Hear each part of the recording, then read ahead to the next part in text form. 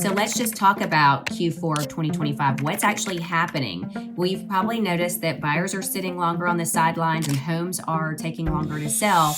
Well, what is happening is inventory levels are rising. So this is actually a perfect opportunity for you as a buyer to get into the game because you have more inventory to choose from.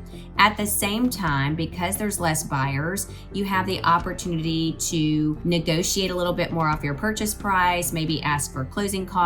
If you're going into new construction, then you might be able to get some additional incentives or some upgrades thrown in that you typically would not be able to do in the springtime when there's more buyer activity. So the other flip side of that, though, is these larger homes are actually holding really well with equity. These are larger homes that have been here for many years, or they're situated on larger lots, and typically they're closer to the interstates and shopping.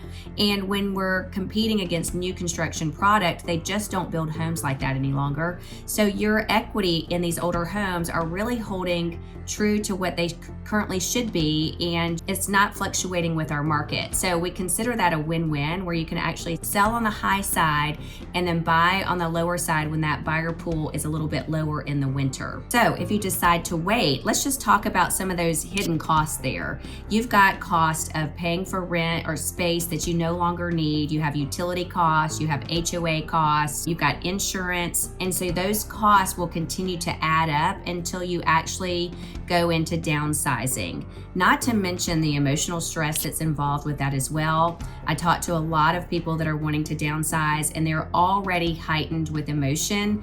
And so the longer that you progress in that and you sit wondering if you should make a decision, the longer that tends to emotionally drain you. So it's not just emotionally draining, but it is also draining on your pocketbook as well. So what are savvy sellers doing right now in our late fall market? Well, a lot of them are getting prepared to put their homes on the market this winter. That way they can take advantage of the buyers that are coming into our marketplace. We all know that the winter market brings buyers that have to make specific moves, typically before the new year. Whatever their situation is, it's bringing them out during the holidays. They're not tire kickers or curb kickers or whatever you want to call it. These are buyers that truly need to make moves. And so as the market goes into that winter market, those people are very serious. So our savvy sellers right now, they're making moves to position their house so that it's on the market this winter so that they can take advantage as well on the buy side. So if you're thinking about possibly selling your home this winter, and maybe you're thinking about downsizing into 2026, and that is one of your goals for the year, if you need help trying to figure out exactly where you want to start, make sure you shoot me a DM or put the comments below in this video. I've got a guide that I've created that will help you. It'll give you step-by-step of things that you need to do in order to help transition you into this downsizing process. I hope you find this information helpful. Again, hit my subscribe button and hit the bell button so that you get notified every time we drop a new video on our channel. And I look forward to seeing you next time.